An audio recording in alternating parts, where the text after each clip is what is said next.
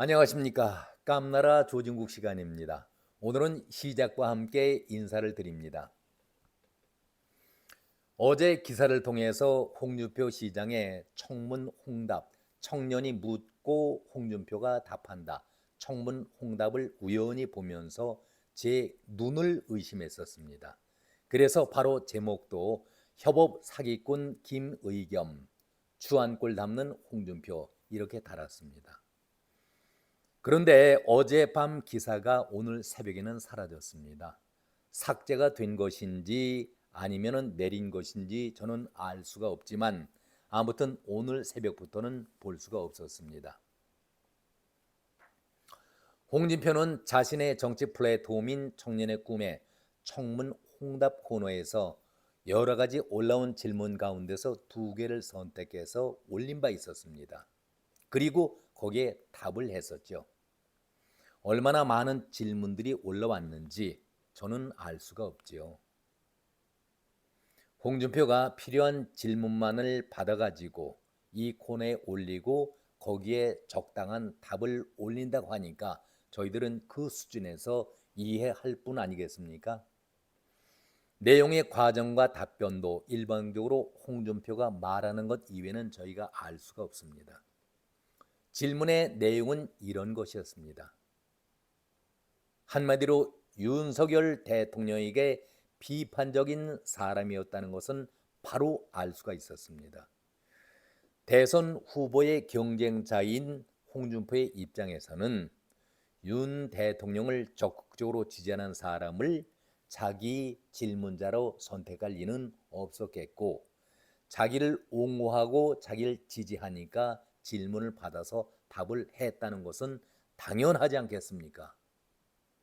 그런데 그 질문의 내용이 너무나도 원색적이었고 너무나도 인격 살인적인 비난의 화살이 너무 심했다라고 저는 그런 생각을 가졌기 때문에 여러분과 같이 공유하고자 합니다.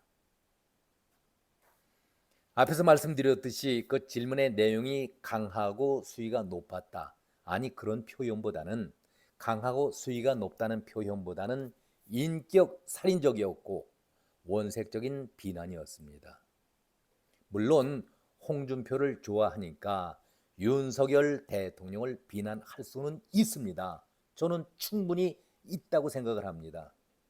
그러나 여러 가지 많은 질문 가운데서 그 질문을 선택한 사람은 누구였습니까? 바로 홍준표 시장 아니었습니까?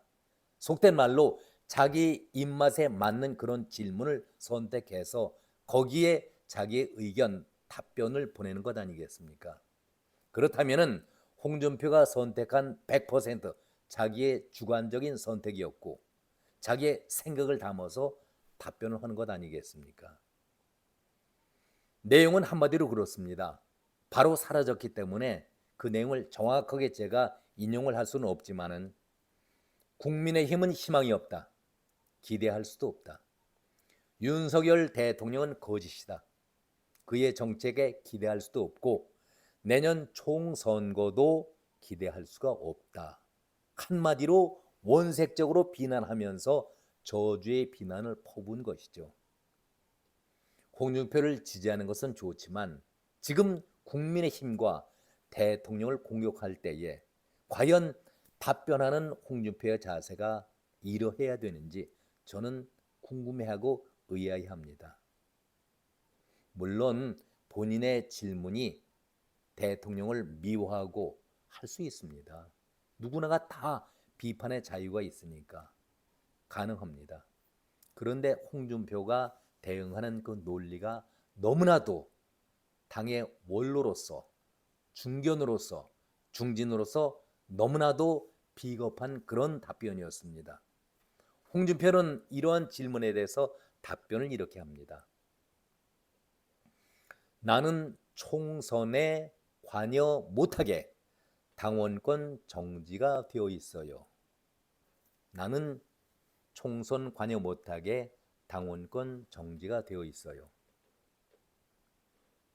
애드로는 답변을 합니다. 지난 7월에 불거진 일명 수해 사건 때에 골프를 친 그 내용 아니겠습니까? 그래서 당원권 정지 10개월의 중징계를 받았고 내년 5월까지는 징계 기간이기 때문에 총선 개입도 할 수가 없는 처지다. 이렇게 애둘러서 말을 하고 있습니다. 물론 당에서는 홍준표의 정치적인 영향을 차단하기 위한 하나의 징계라는 소문도 돌기는 했었습니다. 그러나 홍준표의 성격이 어떻습니까? 직설적인 홍준표, 시원하다는 홍준표 아니겠습니까? 그런데 왜 여기에서는 애둘러서 당원권 정지 의견으로서 이 질문은 그야말로 원색적인 비난이었는데 이것을 피해갑니까? 또 하나의 질문을 또 올렸습니다. 자기가 속한 당과 윤석열 정부에 대한 애정보다는 흠을 잡겠다라는 의도성의 질문이었습니다. 제가 보기에는 이런 질문을 택해서 자신의 매체를 통해서 알리는 것을 보면은 홍준표의 마음을 우리가 알 수는 있는 것이죠. 질문의 내용은 이렇습니다. 총선 득표율이 현 대통령 지지율로 나올 것 같습니다. 지금 대통령의 지지율이 현재 30% 초반 아니겠습니까? 그렇다면 내년도 총선에서 얻을 수 있는 득표율도 그와 비슷하다. 희망이 없다는 얘기 아니겠습니까? 이런 제목의 질문 속에 이렇게 부연을 합니다. 강서구 보궐선거의 국민의힘 득표율이 대통령 지지율과 비슷한데 지금 우리끼리 마인드로 간다면은 더 낮게 나올 수도 있다고 생각합니다. 이렇게 질문을 하고 홍준표는 어떤 대답을 했을까요? 홍준표는 지난번 강서구 보궐선거 때에 국민의힘의 참패 결과와 윤석열 대통령 지지율에 직접적으로 언급을 하지 않고 아직 시간이 남아 있습니다. 아직 시간이 남아 있습니다. 유체 이탈 화법을 쓰는 것입니까? 역시 애두르는 그런 답변으로서 두루뭉술하게 넘어가는 것이죠. 질문은 남을 꿰찌르는 것인데 뼈를 찌르는 그런 날카로운 질문이었는데 답은 그저 원론적인 답을 한다. 내년 총선거까지는 반년 정도 남은 시간을 언급을 했을 뿐입니다. 질문은 이렇게 자극적이고 원색적인데 답변하는 홍준표는 그야말로 유체화법 이탈이라고 할까요? 그렇게 두루뭉실하게 넘어가고 있습니다. 많은 질문이 있었는지 모르겠지만 이 두 가지 질문을 보면서 이것은 윤석열 대통령과 국민의 힘을 아주 공격하는 그런 매서운 날카로운 비난의 질문 아니겠습니까? 왜 이런 질문을 택하고 홍준표는 이것을 홈페이지에 올렸을까요? 여러분들은 이 의도를, 이 생각을 어떻게 생각하고 계십니까? 아까 홍준표 시장의 주말 골프, 수액 골프 때 그 얘기를 말씀드렸는데 당원권 정지, 왜 당원권 정지가 나왔었습니까? 10개월의 중징계. 홍준표는 이렇게 얘기를 했었습니다. 주말에 골프를 치면 안 된다는 규정이 어디 있습니까? 대통령이라면 다르겠지만 그 외의 공직자들의 주말은 비상근무 외에는 자유이다. 이렇게 말을 했어요. 그러나 공무원들에게 비상근무를 지시한 적이 없다라고 밝혔지만 대구에는 홍준표가 골프를 치고 있던 그 시간에 공무원의 비상근무 2호가 발령이 되었었습니다. 비상근무 2호라는 것은 소속 직원은 연가가 중지가 되고 전 직원의 20% 이상이 비상근무하게 되어 있는 것입니다. 법적으로 그렇게 되어 있는데 홍준표는 지시한 바가 없다. 사실과 다르게 말을 밝혔었습니다. 이렇게 되니까 기자들이 홍준표에게 질문을 하지 않겠습니까? 홍준표의 답변이 그야말로 오만방자했다는 것 여러분 다 기억하실 겁니다. 정말 홍준표다운 그런 답변이었습니다. 이러한 부적절한 처신에 대해서 어떻게 생각하십니까? 부적절하지 않았어요. 트집 잡았다고 벌떼처럼 덤벼가지고 이게 무슨 짓인지 모르겠네. 관용차를 사용했다라는 얘기도 나오던데요. 내 차 있습니다. 아니, 엉뚱한 답변이죠.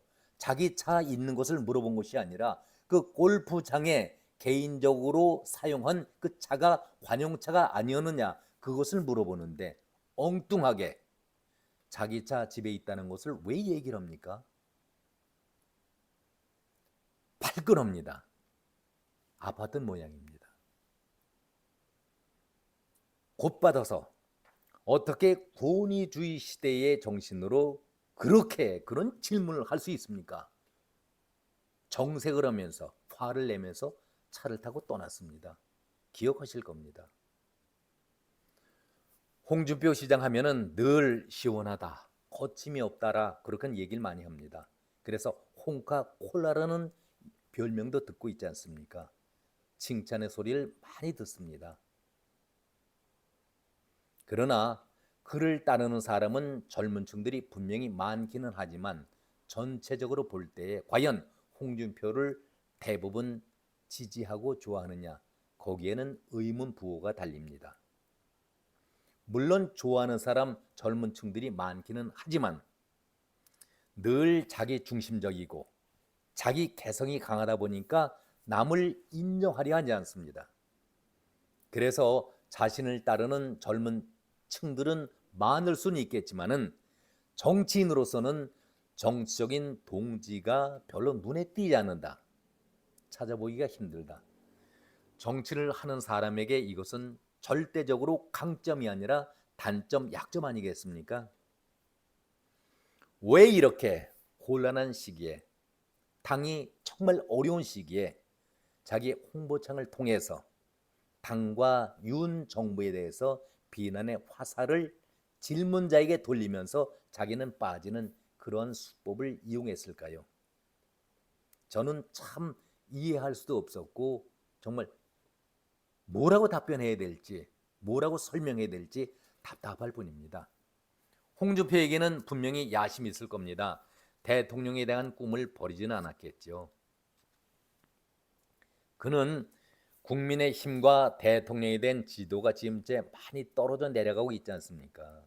하락을 보이고 있기 때문에 그것이 악재가 연이어서 온 것 아니겠습니까? 대법원장 후보가 국회에서 부결이 됐다. 김행 여가부 장관의 그 처신 문제로 인해서 자퇴했다. 자진 사퇴. 강서 보선에서의 참패.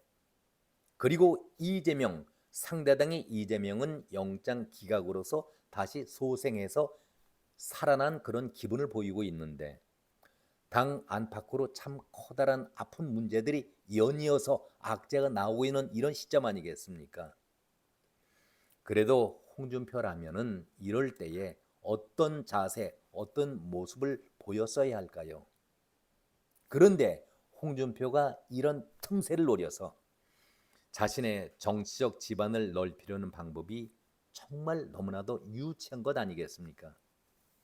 여기에다가 김기현 대표가 당이 침체에 빠졌고 당이 위기에 빠지니까 어떤 카드를 내세웠습니까? 혁신위를 가동시켰습니다. 당의 체제를 근본적으로 바꾸겠다 해서 혁신위원장의 인유한 교수를 인용했습니다. 인유한 위원장의 첫 일성이 어떤 일성이었습니까?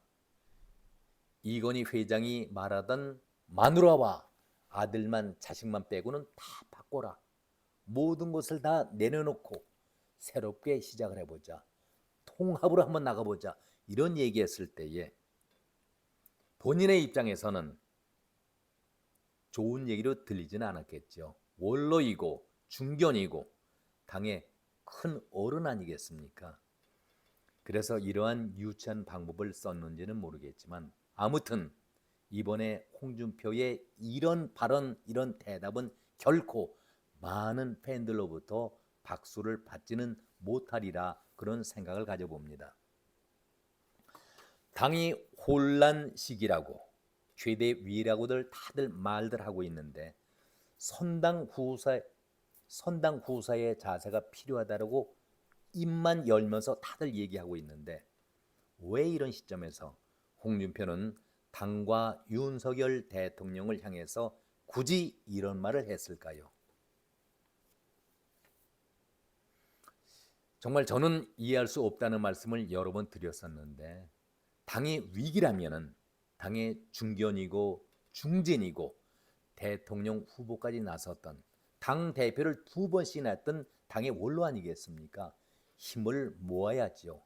이럴 때일수록 우리가 당을 중심으로 해서 대통령을 중심으로 해서 한번 뭉쳐보자. 이렇게 당을 이끌어갈 사람이 홍준표 아니겠습니까? 왜 이런 시점에서 이런 질문을 던지면서 자신은 빠지는지 참 홍준표를 사랑하는 많은 사람들에게는 실망을 안겨준 어제 그런 기사 내용이었습니다. 안타깝지요. 저도 안타깝습니다. 이제 제 말씀을 마무리 지면서 한 가지 처음으로 부탁을 드리겠습니다. 오늘 이 방송을 보셔서 꼭 이 방송만큼은 다른 사람들에게 꼭 이 뜻을 보수의 뜻을 좀 널리 알려주셨으면 하는 그런 개인적인 바람이 있어서 부탁의 말씀을 드렸습니다. 고맙습니다. 감사합니다.